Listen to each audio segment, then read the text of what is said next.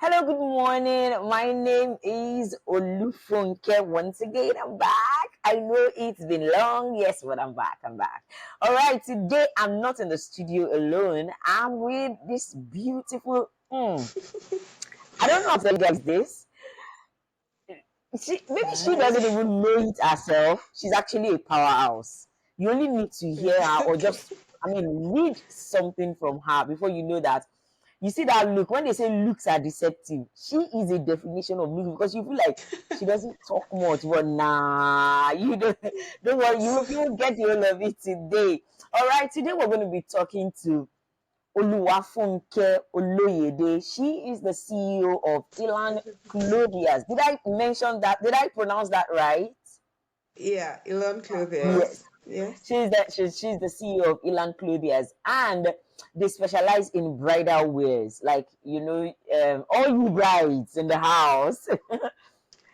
I've seen her Yes, you work, do. and the creativity is out of here. I've seen the wedding dresses. I've seen the reception dresses. In fact, I've seen some of the dresses that are not even bridal dresses at all that she has Where? made, and they are so beautiful. I've seen her jackets. Guys, you need to see her jackets. I'm not even talking about. In fact, Thank you so you much. think this is something from a Ralph Lauren shop or something. It's just so good. So yeah, we're going to be Thank you. speaking to her about. So this was. Let me tell you how this started. She put up a post on her WhatsApp, and I'm like, oh wow. Before then, I've been seeing her write. I'm like, my God, this lady writes well. So I saw that, and I'm like, okay. She put up something that I thought as at I think that was 2020. Am I correct? Because you No, dated it. 2022. Last year, end of last year. 2022. Yes, you dated the slides. So she put up a post about pro life, pro choice, and everything from 2022, and then for now, and it's about whether one should get an abortion or not, whether they should. I'm going to read a bit of that to you. I'm not going to read everything, but it's a long read. So I'm going to read a little bit of that to you so that you have a back context, and then we dive into why I actually want to know a stand. I know I stand already. I want to know why she took that stand. All right. So she says, I am pro choice. It's a choice I pray to never have to make. And if I'm in a situation to help someone else not make that choice, I'll do all I can to help. One of my major beliefs is that people should make decisions and choices for their own lives. If you're not living another's life with the exact same circumstances, you can never correctly judge what should have been done. It's arrogance to assume we know what drives people's decision. So, um, she says, my sister and I sat talking about it a couple of days ago. We are vastly different mindset about it. She's so pro-life. She doesn't even believe in BC. That is abortifacient. Am I correct? Did I pronounce that right? About efficient. Yeah. Okay. Abortifacient in nature. My moral fiber kicks in at the point where the fetus is believed to be sentient and start to feel pain. Earliest 18 weeks, at 18 weeks. So she says that's on morality. For spirituality, I don't know. Do I believe God wants people performing abortions? No. Exactly the same way He doesn't want us lying. So on that, we'll have to get off our high horse and not hide our hypocrisy behind religion. We are also obligated to remember humans don't all share the same faith and belief systems. The world isn't monotheistic. All right. So I'm just going to stop there. She had a whole lot to say. So let's not even get into it right now. So so my first question is, how did you how do I put this? Why this perception? You said you're pro-choice, meaning if one decides to take out the baby, that's fine. If they don't want to take it out, that's also fine. That's also fine. Okay. And I know you're a child of God. Yes. So how do you now balance that with God's Thoughts. precepts? God's stand on life. We know God is pro-life. Let's not Yes, even I do. try to get into Yes. We to can that. go two ways Exactly. So about it. pro-life. God is pro-life. Yes. how do you balance being pro-choice, pro-life, and as a child of God? Because that's where I got confused. Like, serious, you're a child of God. I mean, this has to be God's standard for us all. So I want to hear that.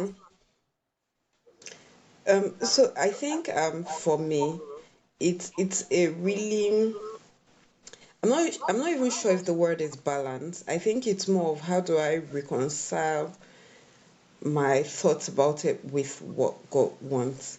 And just Okay. like you said, as children of God, we are on God's side. Any choice, any decision that is out of what God chooses for us, it's wrong. So how do we balance that? I think for me, the first thing is understanding the person of God. Mm, Understanding that God, while God has standards, God's best interest at every single time, you know, God's investment in us as human beings at every single time is of good. God mm, wants the best for us. mhm. And we can use words like pro-life, pro-choice. We can use phrases like pro-life, pro-choice. But unfortunately, they're very bilateral. They do not give place for middle ground. They do not give place for other conversations. Do you get? Mm, So I tell people that I believe that yes, God doesn't want us performing abortions, but God is more invested in the people than in the message. Do you get? mm. Someone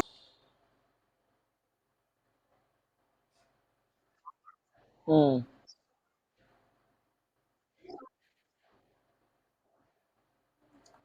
Oh, Sorry, you lost me for a minute. yes. I lost you there for a Okay. moment. Yes. Okay. Please go on. Someone is pushed in life to the point of this person has to maybe like get an abortion. That person has bigger issues Mm, than just the abortion. The person obviously is struggling in a lot of ways. I mean, and I believe as a Christian that God's first investment is the person. A lot of yes. times when we have conversations about abortion or no abortion, we make it political, forgetting the fact that it's actually people we're talking about. We're actually talking about people's lives, people's people's situations. It's not just numbers. We're not just talking about abstract issues. We're talking about people in these situations that they are desperate, they are in need, that they feel they have no choice. And I feel like always when this situation comes up, God is more invested in the people than in the message. One thing I believe is you can get the message right but lose the people. So if we say, oh, we're all pro-life, God says no abortion. So we are giving a general rule, no abortion for anybody. We are ignoring a lot of people that are caught in difficult situations. So a conversation I like to have with people when they say, oh, I'm pro-life is, okay, so what happens to the baby afterwards? For a lot of countries in the world, we do not have systems that support this, that support the teenage mom, though they are not, oh, sometimes they're not teenage mom, but we do not have systems that support the vulnerable person who is pregnant. We do not have systems that support the child. We do not have systems that, like, I'm Nigerian, for example, using Nigeria as an example. Nigeria doesn't have good orphanage systems. We do not have good foster care systems. We Mhm. do not have good child protective services. So when you say you're pro-life, the person must give birth to the child by force. Mm, Have you put systems in place to actually support what being pro-life means? mm, That's even for the child. For the mom, we have religious schools in Nigeria that will rescue a student for getting pregnant. It's happened a number of times. So we do not have systems to support this choice. So we can just like pick a stand and say, oh, this is it, this is it. That's what we're standing on. We're going to be blind about it. We're not going to have conversations. It's a conversation that needs to be ongoing because it's very nuanced. It's very nuanced. For a child, ironically, things like teenage pregnancy or things like unwanted pregnancy affect the vulnerable people in the society more than the elites. So it's affecting the vulnerable person. The person probably barely has enough cash to feed themselves, and then this person falls pregnant. I would say, no, you must have the baby. We do not have healthcare system to support her. We do not have religious systems to support her. We do not have childcare systems to support her. So what exactly are we saying? We're saying have the child, but you're on your own after you have the child. And it's not just in Nigeria, it's in um like the vast majority of countries of the world. There isn't enough systems to support a blind pro-life choice. So until we start actively putting those systems in place as Christians, right? We cannot say, oh, by fire by force we are upholding this thing, because there are nuances to it, and until we put those nuances in place, then we're going to be losing a lot of people. And for me, how I equate it, how I balance it being a Christian, is the fact that I say to myself, when you say, oh, we're going to be pro-life, the thing is, being pro-life, insisting on a message does not mean people are going to get on that message. It just means that they're going to stop having the conversation with you. Do you get? So when you tell young people, maybe as a parent or as a religious system or even as a government, and you tell people, oh, do you know what? You must keep the baby. You must not have an abortion. No problem. They're not. It's just that they're just not going to have that argument with you. They're going to get it done either way. I run an adult training center, and in casual conversations, I've heard students talking about aborting with alcohol, with hard drugs, aborting with angers, and it's casual conversation. They don't think anything about it because for them it's the norm. Yet, in any one of these instances, something can easily go wrong, and we can have a Hmm. medical emergency in our hands, and Mhm. it can be Mhm. fatal. So I always have to ask myself that question. Do I want to save this person's life in hope that, okay, the person would go on to learn the right things and, have be able to make the right choices and decisions in life? Or do I Mhm. just want to hold on to one message? Oh, will the star age? Please go on. Please go on. We lost you for a bit there. So I always ask myself, do I want to just insist on being right? Or do I want to do what is best for the people around me? But, Which for well, me, sorry, sorry to break you. Sorry to break you. So while saying, do I want to invest in the person's life or do I want to? Abortion is actually killing. I hope you know that. It's technically, also yes. killing. So the part where you said where your moral fiber kicks in is when the baby in the womb It's is mental. about 18 weeks. So are you saying before that 18 weeks that fetus was not alive? Because I I believe this is my own personal belief that the moment you conceive, there is a growing Mm-hmm. human inside of you, irrespective of how long it's been there. There is the moment you conceive, there is something there. Now that's one. If you say, oh, you would rather invest in the person while in the process of investing in the person because of their choice, because of what they decided to Mm-hmm. do. Say now they decide to do the abortion. Can you hear me? Yes, I'm with you. Oh, Can okay. you see me? Okay. So if you say you want to do that and in the process of getting that abortion they die, Mm-hmm. what do you say about that? So, And you're like I talking now, said, I for want me, to see it from the lens of a child of God. Abortion is a sin. yes. Abortion is a sin. Okay. If in that process they die, what do you think will happen Okay. to their eternity? Okay. So again, I'll go back to part of what I wrote. Number one, when I'm writing it, I'm addressing what I view as a general worldview. Okay. So for me, the number one thing is the fact that the world does not share the same faith. The world is not only for Christians. I would Yes. love it to be, but the world is not only for Christians. So someone that is aborting is probably already committing a whole host of other sins. So the Mm, abortion is not the person's biggest sin. And I mm, feel like we have a big work to do. So if the person dies, obviously the person will go to hellfire. And which is why I said if I can help the person not make the choice, I genuinely will. Do you But you are understand? pro-choice. Which Born pro-choice. So I said something at the end of my write-up that one thing I will change. So I wrote that write-up a year ago. The one thing I will just change between that time when I wrote it. So I wrote it at the end of Roe versus Wade because I was very Okay. pained when it was revoked. Mm-hmm. The one thing I would change is to stop identifying as pro-choice. Maybe I will not use the sentence "I am pro-choice," Okay. but same I still hold the same mindset.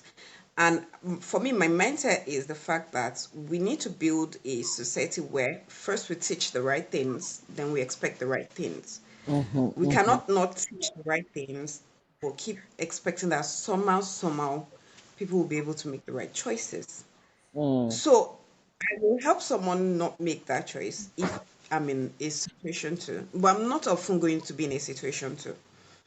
And the thing is with like I keep saying, when you say no abortion, when you make it into a law, it doesn't stop abortion. That No, it has been doesn't. proven. No, it Grew up doesn't. in Mm-hmm.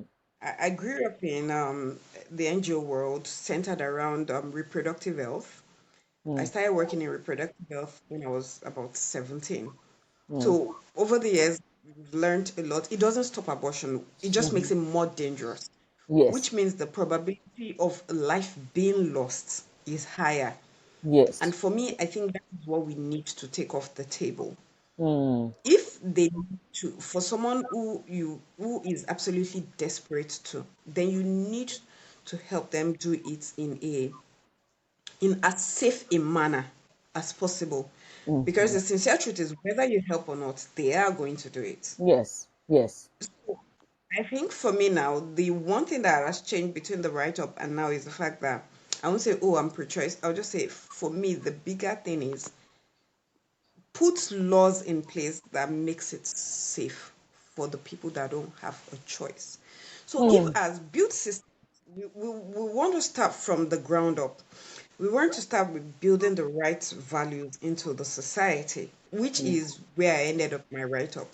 Mm. So as Christians, looking at it from the point of view of a Christian, rather than the church, I remember I think I wrote the major reason why I wrote the write-up was because I realized that a lot of Christians were jubilating, and I was very Mm. sad in my spirit because I feel like Mm.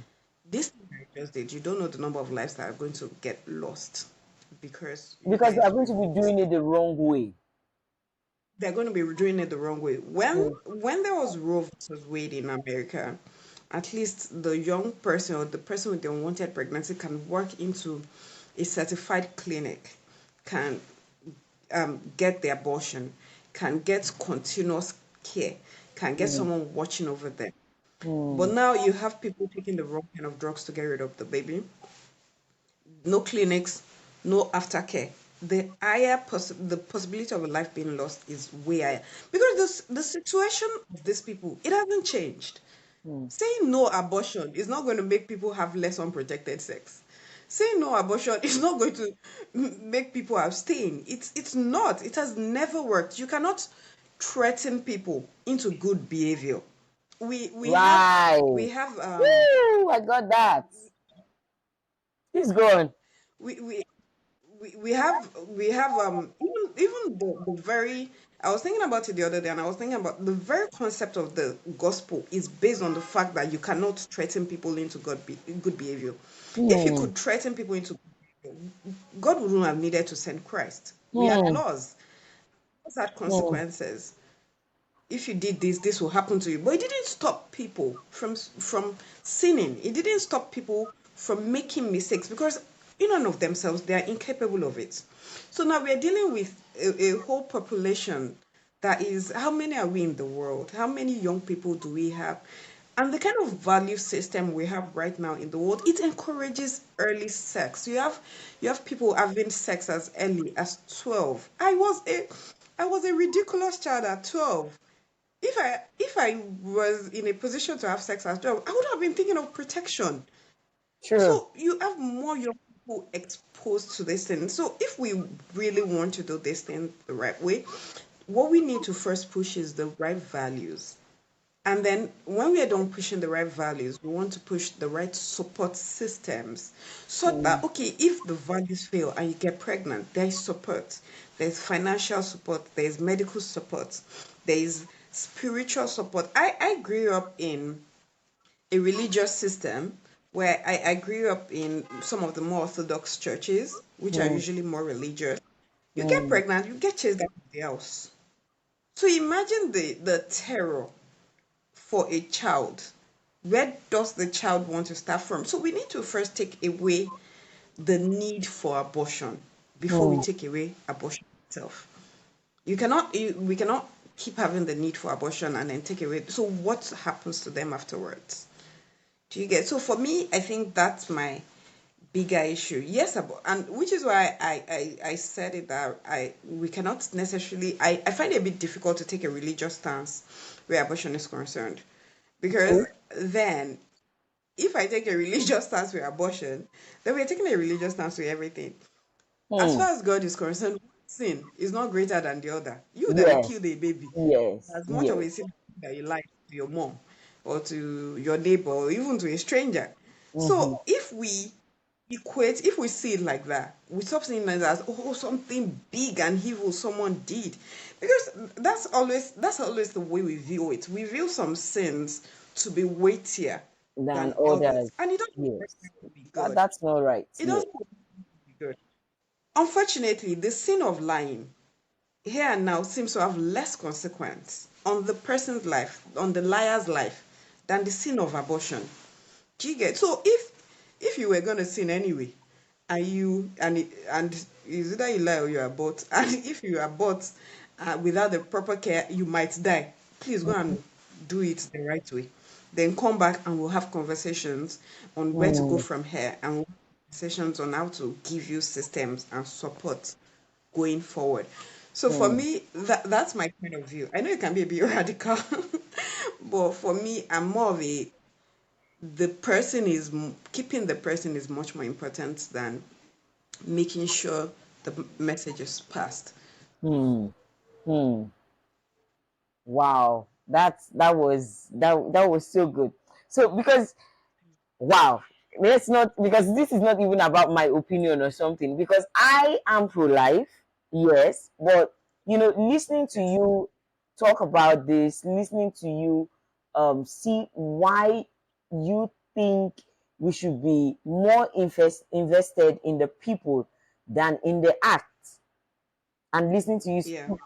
say all of this has given me another perspective about you know this pro-life, pro-choice, abortion, and all of that. And like you rightly said, if we put these stringent laws in place and say, oh, people cannot have abortion if you do it, this and that, we're only going to be enabling them to do it in the wrong way, which is even more dangerous, Yes. and it's more detrimental to the human race. So I see it, and like you Mm. rightly said, we should put more invested in the people, teach them the right thing to do. And one of the right things, because you might be wondering as a listener, that what are the right things that we must do. One of the right things we must do is do you want to take that? One of the right things, like values that we must, especially to teenagers Okay. that will be listening Yes. to this. Please go on and I tell us. For me, a huge part as a Christian, a huge part is abstinence. I don't know why we stopped teaching it in schools. I don't know why we stopped teaching it in churches. I genuinely think it should be taught. Yes, whether they will abstain or not is not the question. It's the question that I think it's that you need to give them the option. You need to teach them that, okay, this is how it should be. This is the right thing. I tell people I do not believe in premarital sex. I have never believed in it. But it's easy for me not to believe in it because I grew up in a religious background and that is Mm, how I've been taught since a child. So it was very easy for me to accept that this is the right way. Now, in instances where we have people that they do not have the same value systems, where teach protection. So ironically, growing up, my mom was a very strong Christian, but she also worked in public health. So as my mother is teaching you Bible in one hand, she's giving you condom with the other. She's like, see, you're not supposed to do it. But if you are in a situation where this is it, Wow. take this is condom. And then she showed us how to use very early. I think before I was even 13. My mom had the sex talk. So parents need to have these conversations with their children very early. For my generation was like 12, 13. At this the rate with the world is you want to have that conversation at like 10, Then if from not even earlier. from 6 years old now, 5, 6, start having that conversation. You see, as long as they can understand their cartoons, start teaching them Yes, these things. Yes, start teaching them these because things. the idea of sex is embedded into everything they interact with. Is embedded into the music, the cartoons, Yes. someone can just randomly expose them to anything in school. So Mm, the earlier this conversation I had, the better. So for me, I think talking about us doing the right things, for me, I think the number one is teaching the right things to young people. You want to teach abstinence, you want to teach protection, and then apart from that, let's say both abstinence and protection fails, you want to teach how to get support. And we ourselves, we need to be supportive. As parents, as adults, as the church of mm, Christ, we need to. You should see, one of my favorite posts I saw on it was a pastor. He is an American pastor from the pulpit. He said, let's say, this is what we believe in as a church. But should you make a mistake, know that you are unconditionally loved and accepted. And I think continuously, this is a conversation we need to have mm. as the church Yes. from the pulpit. Yes. We don't just Mm-hmm. talk about it in those. From the pulpit, we need to say, see, we accept you 100%. God accepts you 100%. We love you. Should this happen, you have a tribe, you have a community of people that will help you. And when as a young person, I have help, it's easier to make that decision not to abort because it's not just me. I have someone that will help me carry my baby while I'm going to school. Mm. I have people that would ensure I stay in school. I have people that will help me financially because it has happened. What are you going to do? There's It nothing you has can do happened. about it. Can do. The church can help with adoption processes. Like we just need to show them, see, there is support, there is help. Your child will not suffer if you bring that child to the world. Because I know that for some of the people that abort, yes, they're worried about themselves, but they're also worried about the fate of the child. Child, Some yes. of them will legit tell you. One of my students have told me, see, Stafunke, it's better make the child go. She told me after the fact. But she was like, see, it's better make the child go than make I born am, no food, nothing. And I knew of a family home. So I could understand where she was coming from. I Coming was from. pained to make that decision because obviously it's traumatic for her. Mm. But I understood. I have an idea of why she made that choice. It was a bad choice. It was a wrong choice. But then she didn't feel like she had the support. So we need to keep hammering on it that you have support. You are accepted. You are loved. Don't worry, we'll figure this out together. As parents need to have that conversation with their child. If this happens to you, come home. We will figure it out together. And you'll find out the child even understanding that they're not going to be persecuted makes it less of a choice for them. They won't even think about it. They'll come home. You'll be the first person they have that conversation with. So I think for me, these are things we need to look into as the church. Mm. Mm. Wow. Thank you so much. I wish we could go on and on and on. I mean, it's such an interesting topic. Of course, we're still bringing Funke back.